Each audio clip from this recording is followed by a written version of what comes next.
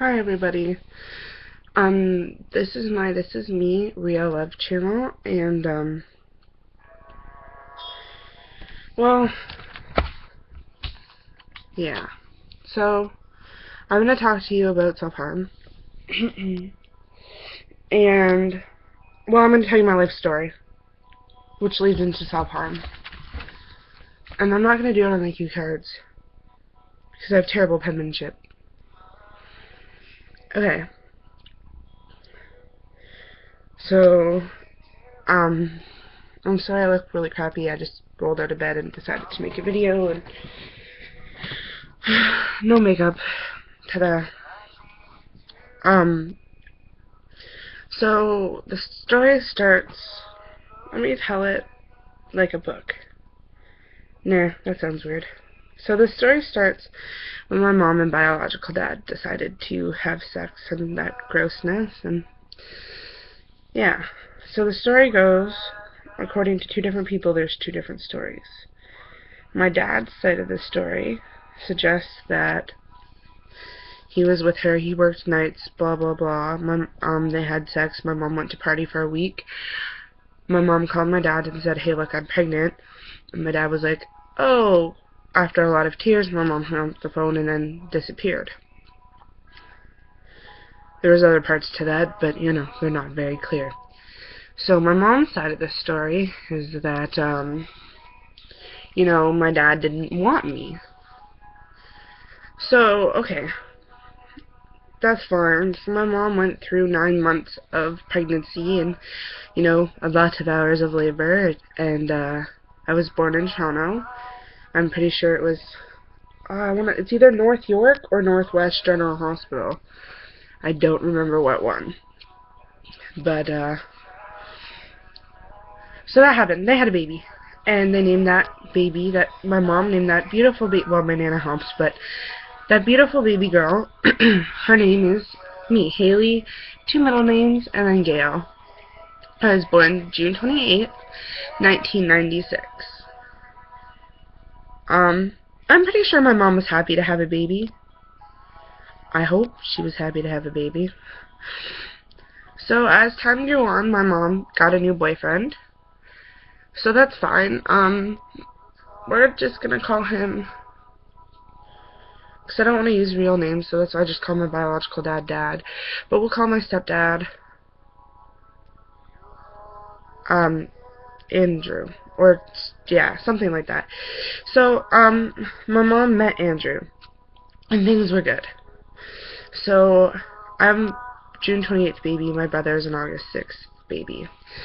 So, my brother was born when I was 3. So, I'm always 3 years older than him for like a month. It's pretty cool because I use those 3 years to my advantage. So, when my brother was born, I guess that's when it all turned around. I've been through physical abuse, mental abuse, and sexual abuse. My mom, growing up, had to deal with a lot of physical and mental abuse. My mom's been through the ringer a few times, too. So it sucks. So, let me continue on with my story. So, the best thing, all my best memories, there's not a lot of them, but what I remember is being able to watch breakfast television with my mom in the morning. It was our thing. We'd both get up and we'd watch Frank Ferragini and Jen, I think her name was, and a few others, and it was the best. We lived in Kingston. My first memory was me being all sassy-like and carrying a Barbie suitcase into our backyard. After then, the memories kind of go downhill. My other memory is that I had just gotten out of the shower. I think I was like 6. And I can give ages now, but later on in the story I might not be able to, because literally they all just blend together. So I had taken a shower, and oh my gosh. So the way our house worked was there's like a kitchen living room area, then you go downstairs, and then there was like a kitchen dining room. You go down a platform of stairs, there was a living room. You go down 2 platforms of stairs, and then there was a basement. So but getting back to the story, the dining living room was here. There's a flight of stairs, a platform of a bathroom, and a bedroom, but other way around, bedroom, bathroom, bedroom. Anyways, upstairs, then there's two more upstairs, and there's like 2 more bedrooms. That was mine and my brother's bedroom, and then down the flight of stairs, there was a bathroom over here in the bedroom, and that was my parents' room. Sorry, I'm just really itchy right here. It's actually just really annoying. Okay, so I'd taken a shower, and I was standing on the landing talking to my mom, and I guess I kind of soaked the landing because I wasn't wearing a towel or whatever, or I didn't know how to towel dry, so I just kind of stood there and like soaked the landing. I guess my mom, wherever she was, she wound up falling down the stairs and breaking her toe. I feel really bad. I laughed, and then she started to cry, and then I started to cry, and then we laugh about it now, but there was definitely a lot of tears. So that happened. Another time I remember is my parents had like a few people over, and me being sassy, because there was railings down all of those like kind of flights of stairs, so I'd come out of my bedroom, I'd come down a few stairs, and I listened, and I'd look down, and I said, "Excuse me, I'm trying to get my beauty sleep, could you be quiet?" Or something like that. I just remember, or I'm trying to get, I need my beauty sleep. Something like that, because it was a school night, so that was like sassy me. So, as time moved on, things got worse. My mom got the worst of it. She protected me and my brother a lot. When my dad and mom fought, there was literally, I took my brother into my room, and we just hid out there. I'd always put a dresser in front of the door because I was afraid of being hit. So we moved a few times, which is the fuzzy part, because I don't know where we moved to first or second. I have to actually really think about this. We moved a few different places, and, you know, things didn't get any better. Eventually, we moved into a battered woman shelter in Mississauga. So it was great. I was living with a whole bunch of women and children that knew how I felt. The kids knew exactly what I went through. And it was great. I don't remember going to school, as I said, like, I don't remember a lot, because I think it was the summer. So, we moved, we met these girls in the battered woman shelter, and I won't use their names, but we really liked them. They were nice. So we wound up moving in with them, but stupidly enough, my mom invited my dad back, my stepdad. Great. So then there was more abuse, and after when we moved in with them, I was 8, and everybody had gone out, well, or wasn't in the kitchen, and I grabbed like a butter knife, or a sharp knife, and I grabbed like a steak knife, and I held it to my chest, and I just thought, you know, if I just ended my life now, no one would miss me. And I remember this perfectly. I was like, no one's gonna miss me. Like, they're not gonna miss me. All they do is fight because of me. Everybody was fighting because of me. Because I liked bubbles in the milk bag or something dumb like that. But I remember just standing there for a minute at 8 and thinking, you know, do my parents actually love me? Does my dad actually love me? Because it doesn't feel like it. I know my mom loves me, but does my dad? You know, does anybody actually really love me? Because I didn't know at that point. I was never too sure. So those were my good old days. You know, and I think what sucked about it most of the time is the fact that I never even got a solid answer from myself or anybody. Like, I knew my mom loved me, but my dad didn't love me. So that sucked. Like, it sucked. So, that was, as I said, when I was little. That was like the little girl who was scared, wondering if she should end her life. So, yeah, I mean, some people have worse stories, but this is mine. At 8, I wondered if I should end my life. So later that year, around June, what stopped me from actually hurting myself was my dog had come into the room, and I knew that I needed my dog, and my dog needed me. So,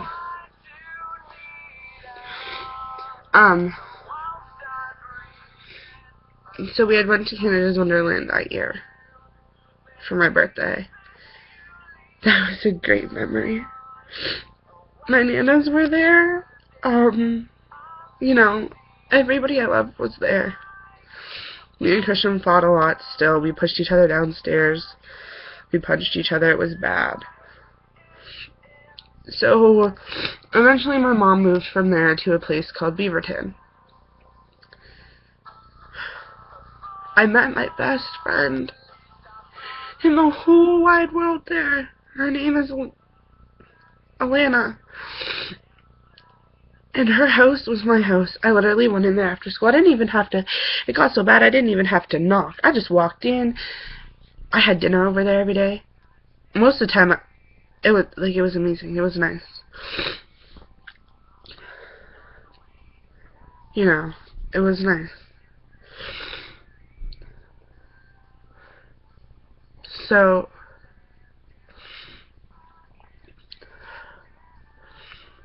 you know, that gave me an escape. I didn't really see a lot of the abuse because I wasn't there for it.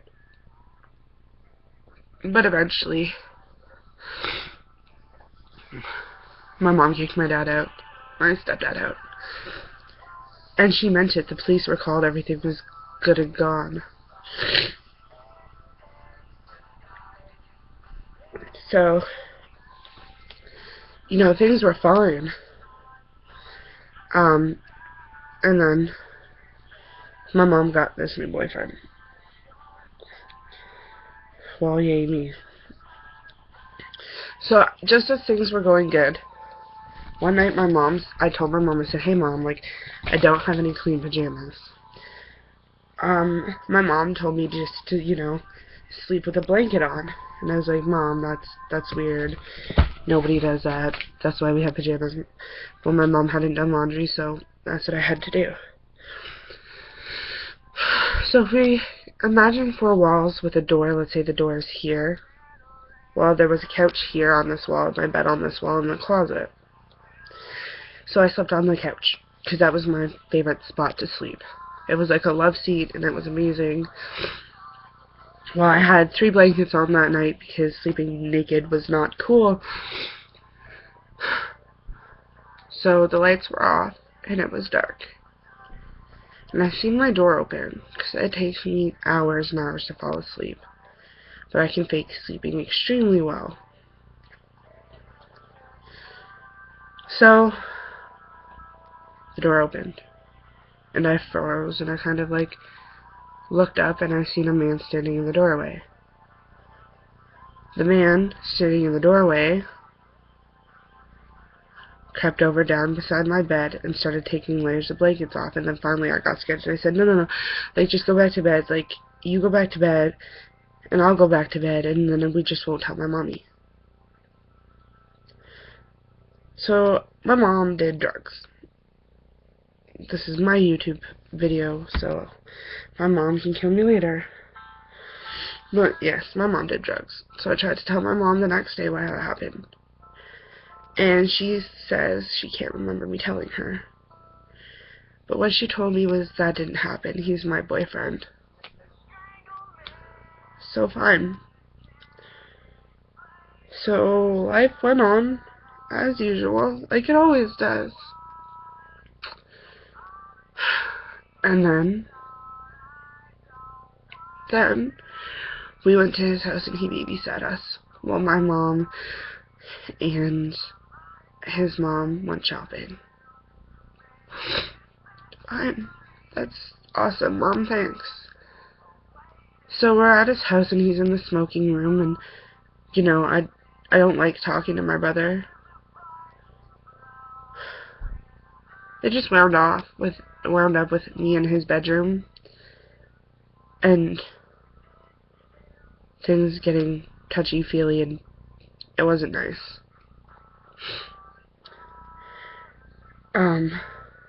So that sucked ass a lot. I did. So I never told my mom until a few years later. So when I was 9 or 10, my mom was like, hey, we're gonna move to Trenton. Well, let me rephrase that. My mom moved me and my brother to Trenton without her, so we could live with my uncle. My mom abandoned us for a little bit so she could get better, so she could get off her drugs. I remember her visiting for Christmas that year, and it was the best Christmas visit I could ever receive, was to see my mom. You know, like, my mom is my best friend, she's my mom. That was the best thing that ever happened to me. I was being bullied there. I was never bullied until I moved to Trenton. And then I was bullied every day because of my weight. Because I was an angry child. Because I had just been taken away from my mom, was taken away from me. So, that happened. My mom finally moved in with me and my uncle and my brother and my aunt. Again, a lot of fighting. We're family. We fight, but it was good. We were going to this summer camp. We were going to this summer camp. And, you know, one day we got picked up, and we were getting our own house. We were moving in with my mom. That was awesome. I remember being so excited. Low-income housing houses, but you know, whatever.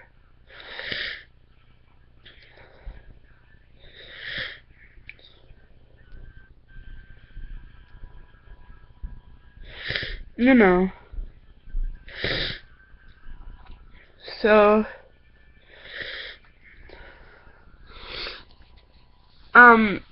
we lived there for a little bit. My mom had my sister, and I barely went to school as it was. Stupid black sequins. I had a sequins top. But, when my sister was born, I just stopped going to school. My mom was always over at, you know, the next door neighbor's house, doing whatever.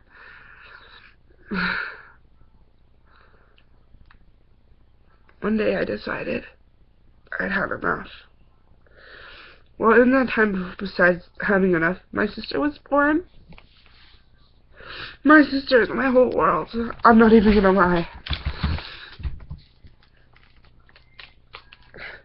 That little girl is my whole world. Her name is Lillian. She brightens up my day every day. So, I went to live with my aunt. And when I came back, me and my aunt got into a physical fight, and the cops were called. I was taken into Children's Aid.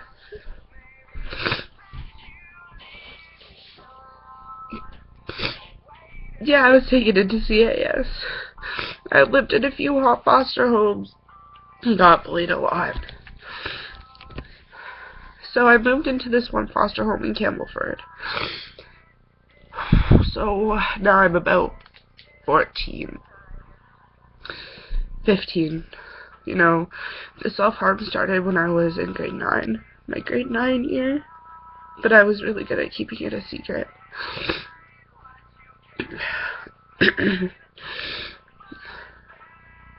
So I moved around a lot. But as I said, in Campbellford, I moved in with this woman, and she made me feel like a part of her family, but I didn't want to be a part of her family. So I wound up moving to a group home. That's where I am now. That's where I'm doing all my podcasts from. You can see my room's still the same, because it's a group home. It sucks, but whatever.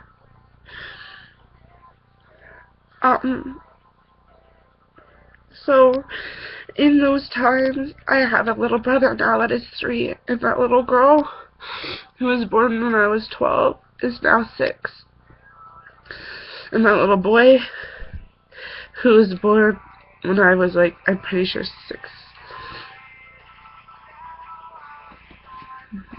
15, is now 3. He's the best. They are the best. Me and my brother Christian, we don't talk at all. I don't talk to my brother and he doesn't talk to me. So, that sucks. But now for the self-harm part of this, is I don't wake up. I don't really self-harm anymore. I said really because there are times where I slip. But I'm getting stronger. But people who self-harm, and by the way, excuse me as I choke,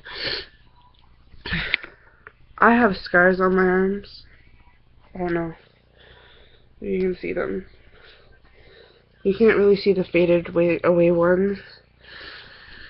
My legs are worse, but, you know. I didn't wake up. When my sister was probably 4, she seen, you know, little scratches and cuts on my arm, and she said, "Haley, what is that?" And my mom and foster mom were talking, and I was like, "Shh, shh, shh. It's a secret, Lillian. It's a secret. It's from a cat, a kitty." And she's like, "Oh, okay." Wow, I just lied to that little girl who's my whole wide world. I just lied to her. Because she noticed before my mama noticed. None of my foster parents noticed. But she did. That was the hardest thing. There's a shit ton of more crappy memories. But I still feel the need to self-harm. I do. And I don't think that need's ever gonna go away. What I do is I take something like this and it's the need of doing it, and it releases. There's no blood. And I know that's weird, but I don't talk to anybody about my feelings. I don't tell anybody my story because I'm afraid that they're gonna judge me. And if you want to judge me, fine. I'm sorry, I'm not perfect. When you self-harm, you don't do it because it's fun. Because it's not fun. Nobody thinks it's fun. You don't do it because you want to hurt anybody. You're doing it to not hurt anybody. You're self-harming to stop hurting people.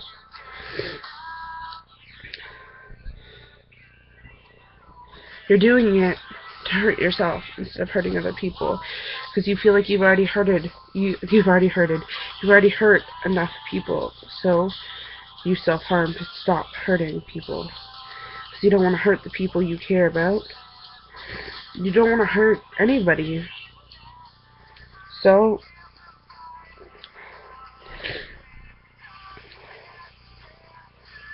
you just take your self-harm on by yourself. And that's what I do. That's what I do. I just take all my self-harm and I, like, hurt myself and, you know.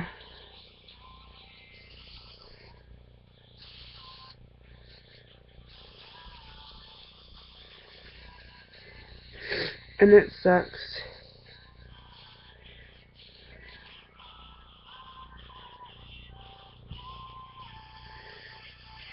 But it's my life. I live in a group home now.